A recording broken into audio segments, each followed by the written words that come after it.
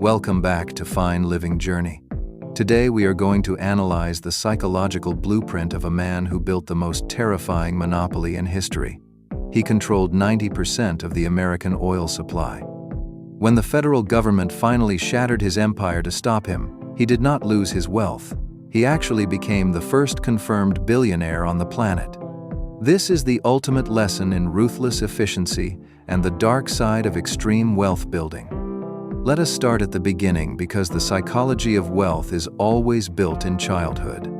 In the summer of 1839, a boy was born into severe poverty. His mother was incredibly devout and believed in honest hard work.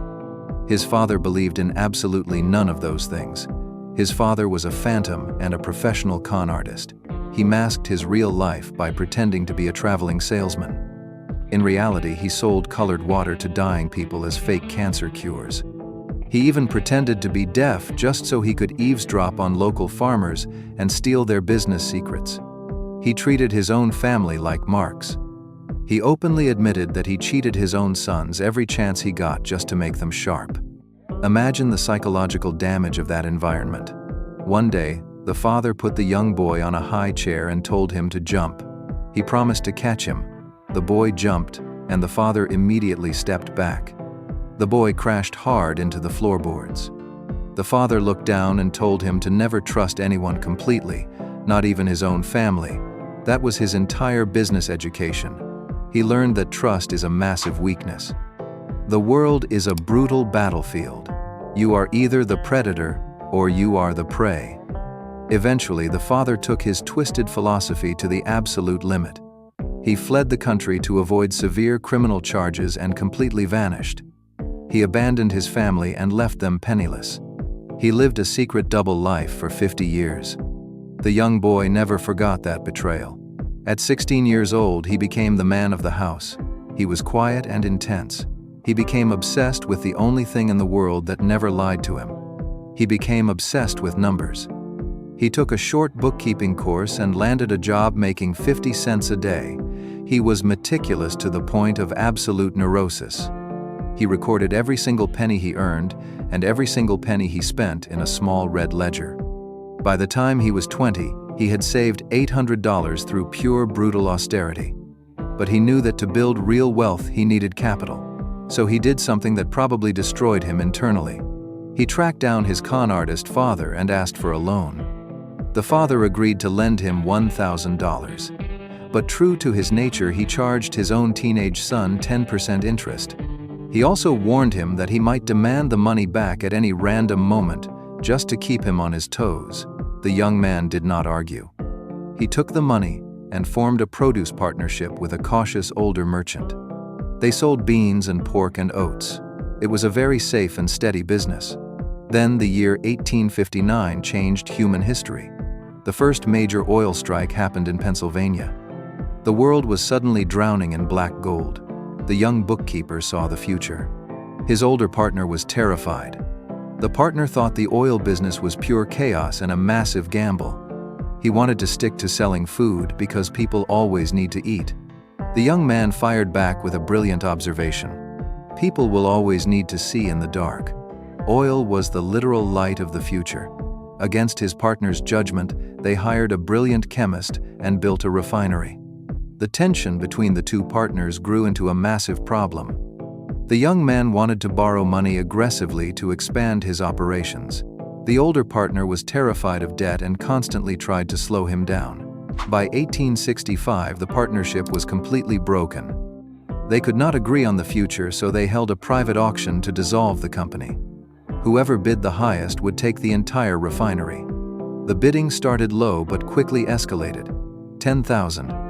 20,000, 50,000. The older partner told the young man to walk away. The room went dead silent. The older partner was certain he had won. Then the young man bid $72,500. The older partner realized in that exact moment that this young bookkeeper would bid until he was totally bankrupt or dead. He surrendered the business. The young titan had won his empire. Now he was the absolute master of his domain. He began to apply his neurotic bookkeeping mindset to the incredibly dirty world of oil refining. At the time, the entire industry was insanely wasteful. Most refiners only wanted kerosene to light lamps. They would dump the leftover gasoline and tar straight into the local rivers. The young Titan looked at those polluted rivers and literally saw money disappearing. His philosophy was simple. If they could not burn it, they would sell it. He and his chemist found ways to turn that toxic refinery sludge into lubricating oil and valuable wax. He did not stop there. He wanted to own every single step of the process. He bought his own forests to harvest wood for his own barrels. He built his own kilns to dry the wood. By cutting out every single middleman, he could sell his oil cheaper than any competitor on the market and still make a massive profit. By the time he was 30 years old, he owned the largest refinery in the world. Most normal people would have stopped right there and enjoyed their massive fortune. But this man did not look at his success. He looked at the horizon. He saw hundreds of small and inefficient refineries competing for market share. He did not respect them as rivals. He viewed them as a chaotic mess that was ruining his industry. He decided he was going to swallow every single competitor in his path. In 1870, he built a massive corporate machine to execute his plan. He realized that the key to total control was not the oil wells. The key was the transportation network. He focused entirely on the railroads.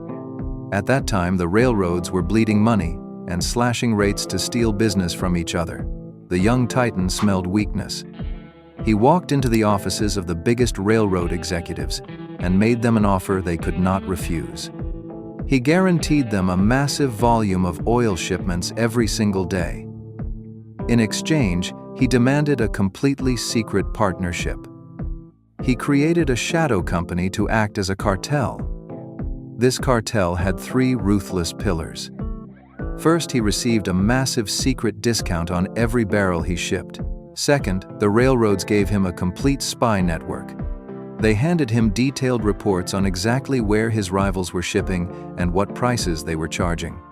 The third pillar was the absolute kill shot. Every single time a competitor shipped a barrel of oil, the railroad took a portion of that competitor's money and handed it directly to the Titan. It was a completely legal and absolutely brilliant wealth transfer. Armed with this massive advantage, he would invite his competitors into his office. He would sit down calmly and lay out the brutal math. He explained that he was getting paid every time they shipped a product. He told them that if they stayed in business, they would mathematically go bankrupt. He offered to buy them out with stock or cash right then and there. If they refused, he completely crushed them. In one legendary 48-hour window, he swallowed 6 major refineries. In less than 3 months, almost every single refinery in his city had surrendered. Eventually, the secret leaked, and the public went absolutely crazy. People marched with torches and burned his image in the streets. The government caved to the pressure and destroyed the secret railroad charter. The public thought they had won. They were completely wrong. The Titan did not care about the secret cartel anymore. By the time they canceled the deal, he already owned the entire local industry. He began looking at the map of America like a military general. He invented a strategy that would become the blueprint for every monopoly in modern history. It is called vertical integration. If a rival in another state refused to sell to him, he simply cut off their oxygen supply. He bought the companies that manufactured the barrels. He bought the chemical plants that produced the refining acid. Suddenly, his competitors realized that even if they could refine the oil, they had no barrels to put it in. In a desperate final attempt to survive the independent oil, men tried to build a massive pipeline to bypass the railroads entirely. It was an engineering marvel meant to break the monopoly. The Titan responded with scorched earth tactics. He bought strips of land directly across the pipeline path to completely halt their construction. He dragged them into endless trespassing lawsuits. He bribed local officials to pull their building permits. By the time the pipeline was finally completed, the independent companies were financially exhausted. The Titan simply walked in and bought the pipeline for pennies on the dollar. One by one, the competitors fell. By 1879, the former bookkeeper controlled 90% of the entire American oil industry. He had won the ultimate game of capitalism. But owning 90% of an industry puts a massive target on your back. American corporate law at the time was very strict.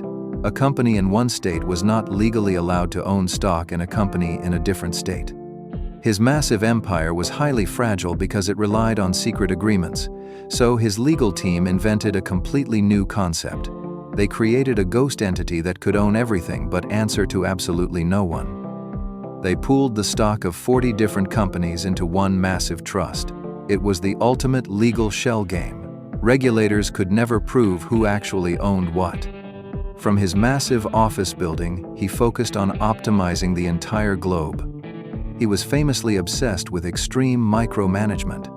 He once ordered a factory manager to use exactly 39 drops of solder to seal a can of oil.